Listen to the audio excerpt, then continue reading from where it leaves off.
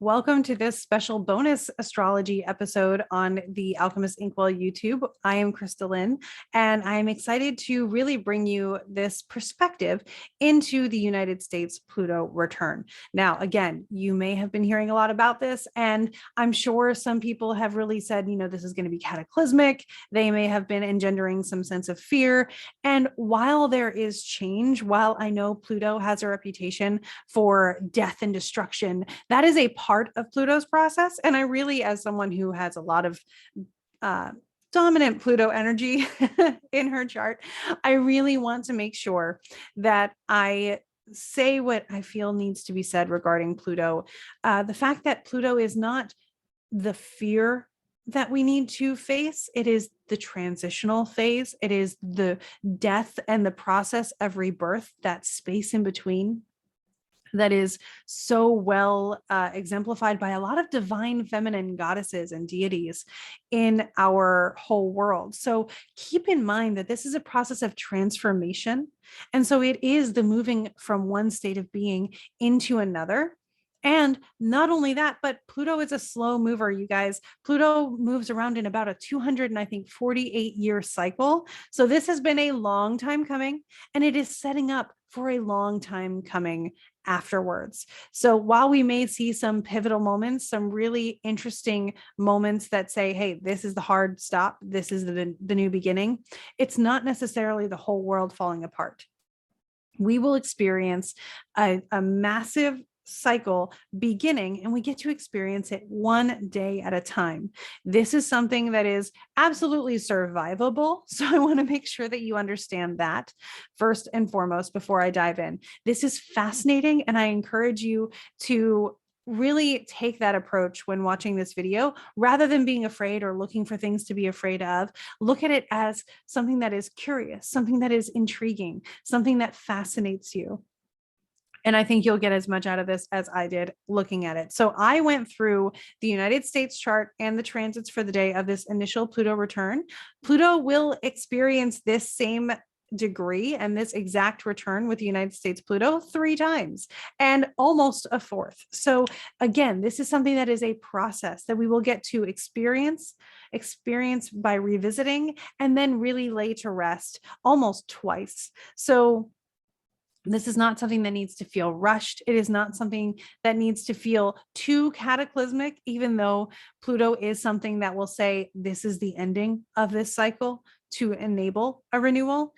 This is something that you as a person get to witness and sort of see unfolding. And again, we have been seeing this a lot. We've already seen it unfolding. Pluto moves slowly. So these themes have been at play for quite a while. I'm actually pretty sure a lot of what I say in this video is not going to come as a surprise, because it's just the culmination of many things that we have been seeing happening in our world already.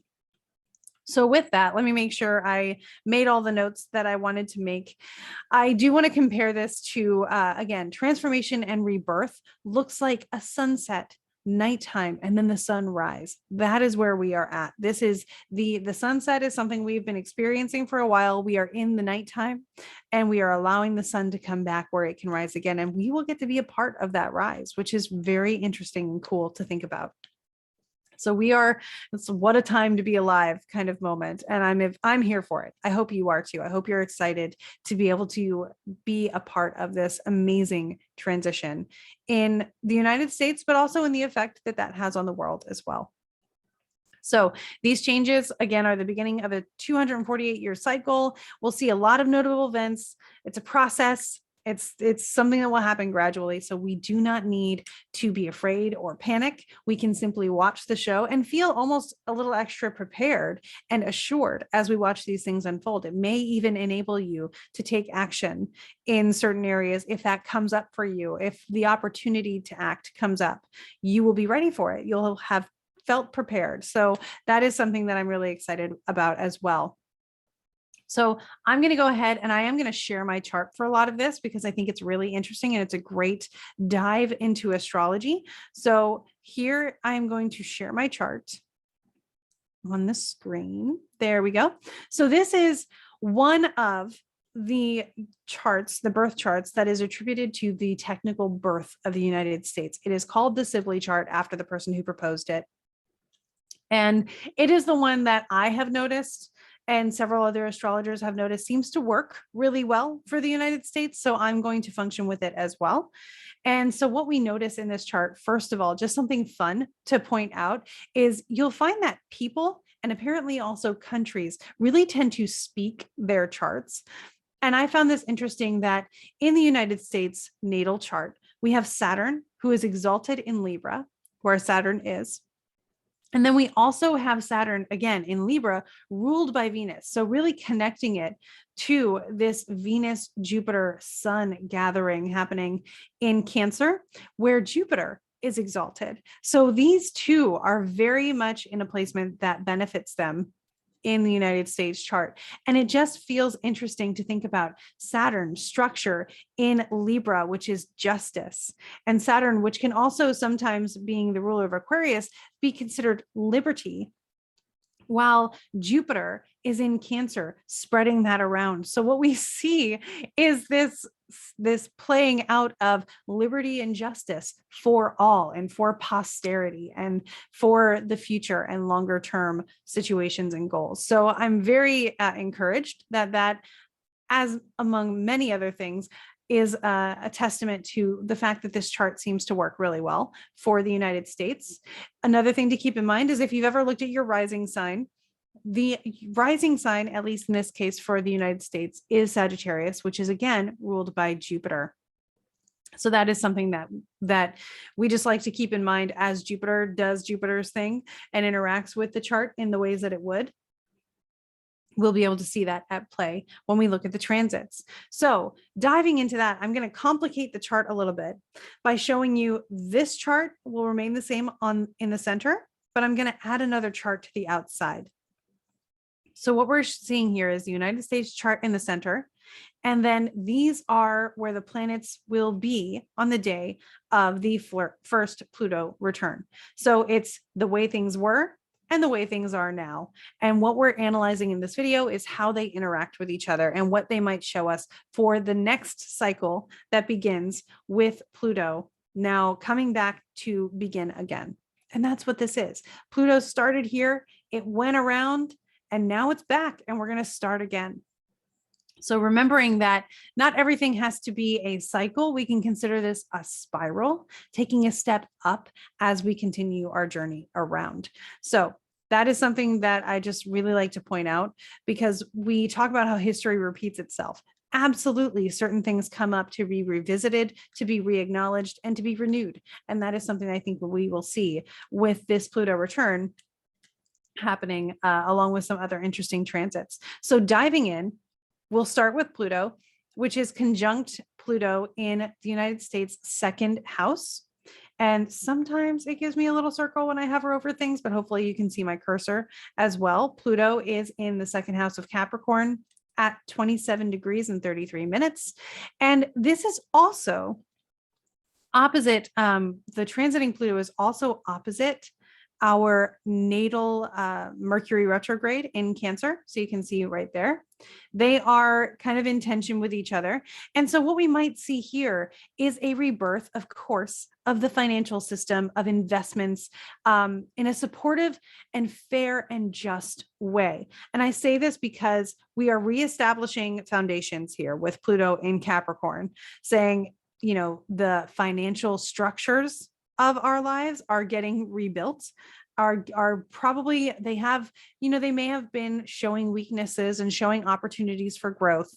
I think we can all say that they've been showing up, and we've been seeing opportunities where we could do better and where we could take something and transform it into something that works better for now. Because again, this worked for then, at least in some ways. And now we're saying, hey, let's look at this again, and we'll see if we can update it to make it work even better, especially for the current state and the current situation in the current world we find ourselves in. And Mercury being about communication, being in Cancer at the time of the establishment of this country, really shows that we are kind of looking for a new way to connect, looking for a new way to, with 8th house themes support long-term sustainability and, support the resources of the people that are impacted by the actions taken in America, which is the people. So one of the things I will clarify is the people of America would probably fall in the 11th house for society and friends. But in this case, this is the long-term kind of financials of the people of America, of the others involved. So that is something that we get to look at as we go through this. And of course, there's a lot of placements in the 8th house, so they will come into play several times throughout this video. So again, we're looking at what a lot of people have said, and I agree, is the rebirth of a financial system. We may be seeing new ways that currency is utilized. We're already seeing this kind of with crypto and things. So I'm not surprised if things change a little bit in that area and become something brand new that is more supportive of the time we are living in. Some new ways of investing in the future. Investments fall in the 8th house. So that is a way to take the personal materials of the 2nd house and put them into long-term and put them into the future where they can come back and support later. So I like this, the fact that it is in Cancer, because Cancer is a nurturing energy. So that is something that I'm looking forward to as a promise of the natal chart in the United States chart, but also as we are revitalizing this kind of energy and remembering that promise. So that's going to be an interesting thing to watch unfold as well as this continues, because again, it will be a longer process. So we will have plenty of opportunity to observe. Another thing that we get to look at, I mentioned Jupiter earlier, and Jupiter in this chart is in Pisces, and Jupiter again rules Pisces. So still in a pretty good condition. And in this chart, the transiting Jupiter is in the 4th house of the United States, trine that 8th house natal sun, and sextile transiting Uranus on this day, which is in the United States 6th house of Taurus. So we have Jupiter here interacting with the United States sun, which is in a trine. So that's positive, allowing for an expansion of identity in that way. But also just on that day, we do have this interaction between Jupiter and Neptune, creating an expanse for change. And again, not Neptune, Uranus. Uranus is in the 6th house, and it is in Taurus. Taurus is the natural ruler of the 2nd house. So bringing up themes again of finances, resources, that which supports well-being and lifestyle. So that is something to think about, where we might see positive and supportive change coming. Jupiter is not only the ruler of this chart, but in the chart for the United States, it is the most positive and influential planet on the chart. So Jupiter is, I always like to compare Jupiter to the ghost of Christmas present. And in this way, we really do see the opportunity coming up to shift things in a direction of abundance. And I'm looking forward to that for everybody. And again, the opportunity for healing, thanks to Pisces interaction here as well. So moving on, we can also look at the sun. Now that we've talked about the sun a couple times, the transiting sun, where the sun will be on this day, is in Pisces at 2 degrees. And it will also be trining that situation happening in Cancer at this time. You can see Venus is the very next one to get that trine from the sun, but it will progress through all of this very quickly as it trines first Venus, then Jupiter, and then the sun. And this really leads to a decisive investment in nurturing and finding a role in community, finding a way to reassess leadership in a nurturing divine feminine sort of way. So this will hopefully be something that unfolds relatively easily and soon and quickly, as the sun does move quicker than Pluto by far. So we will be seeing at least this trine happening over the next few days. Within the month, for sure, these interactions will take place during the influence of Pluto, giving us a new lease on life with this whole natal chart promise. So again, there are positive things in the chart, even though Pluto gets the reputation of death and destruction. This leads to, it's the winter leading to spring. So we can see how already there are things in this chart saying, yeah, but it's going to be better. Even though we have to go through a dark night of the soul kind of experience for the United States, that's not a personal experience. That is the country as a whole, as a structure, going through a revaluation of what means something to the country, of these policies and these processes and the way things show up in society. So you as an individual, again, you'll be experiencing this day by day, making your own free choices in how you adjust to changes around you. So I would not be panicked, even though some of us are going through a dark night of the soul personally. It's separate and in your own realm and in your own control.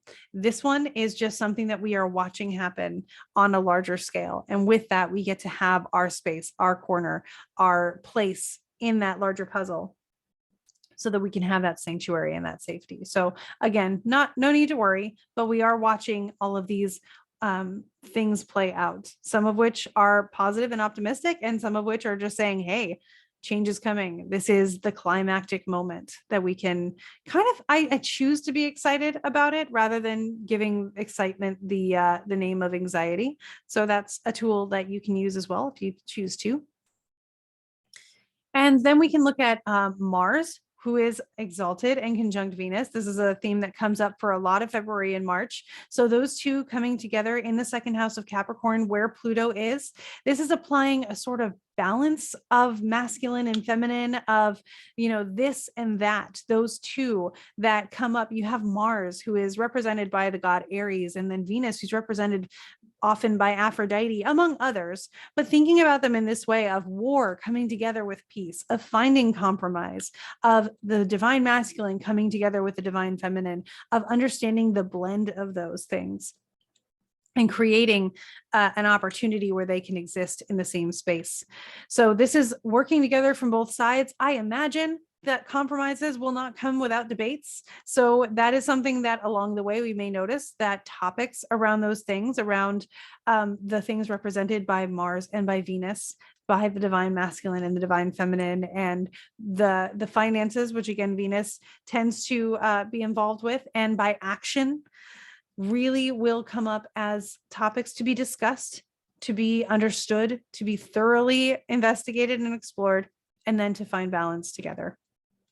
So that is a way of looking at the fact that this day also has these two together. The second and third aspects of Pluto conjoining the natal Pluto will not have the exact same situation with those. So this is unique to now, where this sort of sets the tone, saying at the beginning of this, we are going to begin this process, this Mars and Venus process, and that will then be able to continue throughout the rest of this Pluto process. So that is something, again, that we have time for, and we can see it's already started, and we'll get to watch it unfold and watch that relationship develop as the year goes on.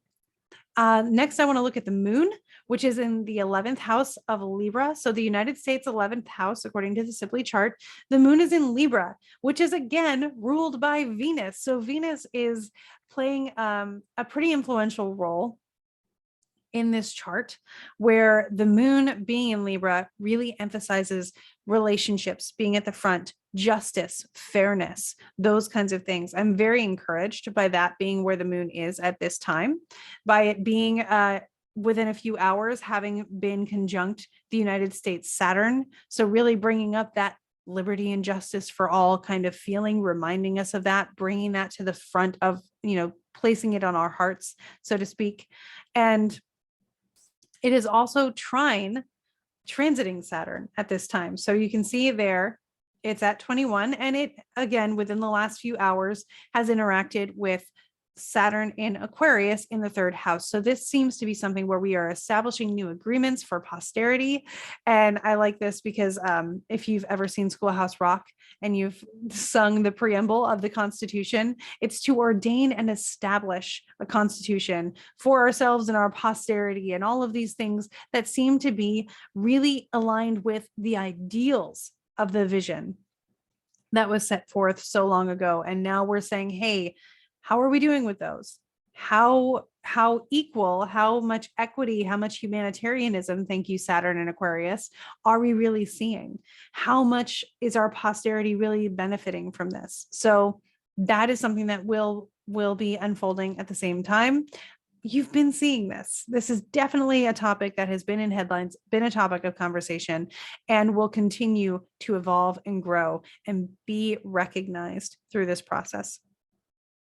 So I expect some things, in my opinion, that might come from this are resolving of transgressions that have, happened, things that just weren't set up well enough originally, now being remedied for future generations, for certain groups of people, and now really focusing on new humanitarian connections by way of policy. So again, my opinion, but that is what I expect will manifest as themes thanks to that transiting aspect. Next, looking at Venus and Mars, again, conjuncting Capricorn, and they are trine to the natal Neptune. So we have Mars and Venus, and then Neptune. Where is Neptune? Right up here in Virgo. So that trine, pretty close, and they will be interacting with Neptune over the next few days, within a week or so, really shows that we are coming to these compromises through compromise and objection and all of these things. It's a slow process because the way forward may not be super clear, but the fact that Neptune natally is in Virgo kind of shows that we have this idea of how we want things to go and creating this reputation that serves people, but going about it was a little bit fuzzy. And so we did our best working on it one step at a time. And now we are coming to a place where we get to really address with both Mars and Venus kind of coming into play, saying, okay, this vague thing here can now be super tangible. We can make this something that everybody understands and that can be comprehended from both sides. So it might be slow progress due to demands on both sides, but it is progress, and it is of finally acknowledging those things which needed a little bit more clarity and definition. Then we can talk about Mars, which is actually conjunct the, I'm looking at Mercury, transiting Mercury in Aquarius on the United States South Node. So that is an exact conjunction within a degree on 6 there. And so that is also trine the Uranus, I believe I'm looking at, Uranus in the 7th house of the United States in Gemini, which Mercury rules. So Mercury on the South Node, trine Uranus in the United States chart that is in Mercury's domicile in the 7th house of other people. Feels like we are addressing or maybe writing in some changes that need to be made in order to, I'm going to quote the preamble again, to form a more perfect union and, establish justice and ensure domestic tranquility and all of those things. I apologize. I start singing it in my head and I just need to finish the line. So this is an opportunity for us to say, I acknowledge that happened. I acknowledge this is what we possibly need less of in our lives, and we can now see clearly the path forward. Thanks to having recognized what we need less of, we can see what we can do more with. So that is another opportunity that we will be able to look forward to. The next one I want to look at is Saturn, which is going to be trine the actual exalted Saturn in the United States chart. And this shows me, I think we talked about it a little bit before, but Saturn in the natal chart is receiving a trine from Saturn transiting. And so that is an opportunity for easy restructuring, for really understanding that we can communicate fairness. We can connect to the people. Again, it is in the 3rd house of connection, trining the 11th house. So connecting individual people, recognizing people as individuals, part of a whole, I think is going to be really, really helpful, and hopefully something that really shows up in this transit. A fairness, reminding ourselves that, everyone deserves to be treated fairly is something that I think will come up around this kind of influence on the way that we structure things.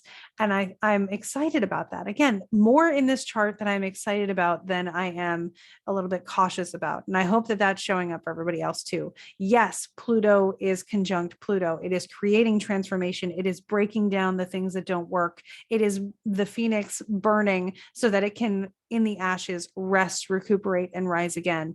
But we are in that phase now. And the rise is not too far away. Again, we are establishing a cycle for people 200 years from now to be able to also witness and see. So this is an amazing moment for us to be able to take a part in. We can also see Neptune is actually at a Neptune opposition. So Neptune at 22 in the natal chart in Virgo is now being opposed by Neptune in the sky. Now, if you imagine this as a cycle where, again, it began here and is going around, it is going to be in what is almost like a full moon phase for Neptune in the United States life, in the United States experience. So we are reimagining our reputation. Neptune is very much in the 10th house. It's not in the midheaven, so to speak, especially if you're using whole sign like I do, but it is in the United States 10th house. It is part of our reputation of being organized, of serving the people, of that kind of thing. And so we are looking for, in this tension between fuzzy and fuzzy, we might find clarity. So we're reimagining our reputation and the way things are done at home, because the way things are done at home really kind of proceeds into what the reputation becomes. How you treat yourself and the roots becomes the leaves of the tree. So I think that that is something that we will be dreaming and reimagining long-term investments, long-term business related things. Virgo is very good at business and efficiency and that kind of stuff. So with Neptune in Pisces, opposite Virgo, we're looking at what vision do we have for the way we want this to play out, and how are we going to tangibly bring that in. Again, this is a very slow moving planet. So this is a slow moving process. It is another larger cycle. It is something we've probably been feeling for a while. And now it's approaching that exact phase of, okay, we go from building it up to bringing it into reality and processing it and understanding it and applying it into practice. Then we can look at Uranus, which is over here in Taurus in the United States 6th house. And it is actually forming a sextile aspect with the natal sun.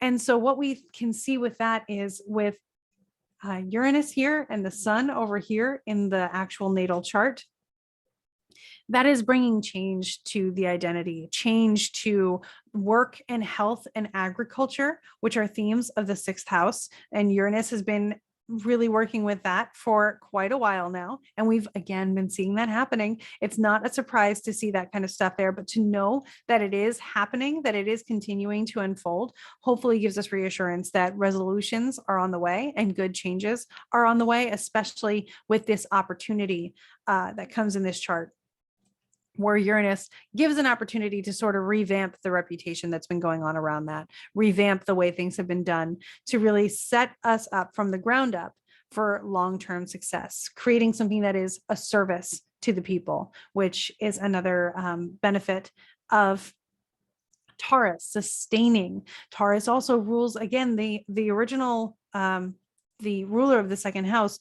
Taurus emphasizes that resource ability. And with Virgo being the ruler of the 6th house, some simple themes are agreed upon there as well, where this is the house of health and work. So our healthcare systems, our way that our work processes are done, we may see some changes there to more better enable us to be supplied and cared for. And so with all of that, we've gone through the chart, we've gone through it in detail. I hope that if you're watching this, it was clear. I hope it was concise enough. And I hope it was educational as far as exploring astrology and being able to look at charts in this way. The last thing I really want to bring up is, again, reiterating that we will experience this 3 times. It will happen again where Pluto will retrograde back to 2733 in June on June 11th. And then once more, because it will turn direct, it will hit again on December 28th in 2022. And it'll get kind of close in October of 2023 as well. So we have plenty of time to watch this unfold. There's nothing to be afraid of. I will continue to be updating about it as it arises, so that if you want to see, what happened at the first Pluto return, we can see and start tracking what evolves from that, between that and the second Pluto return and the third Pluto return, where we can really start evolving that story in a more specific way. So I hope you'll look forward to that. I want to thank you for your time.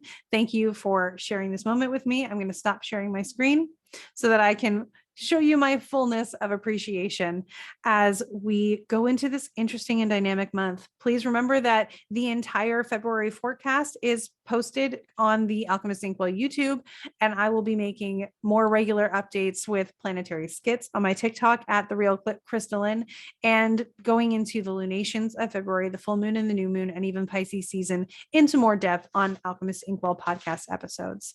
So thank you all very much. I hope you have a wonderful month.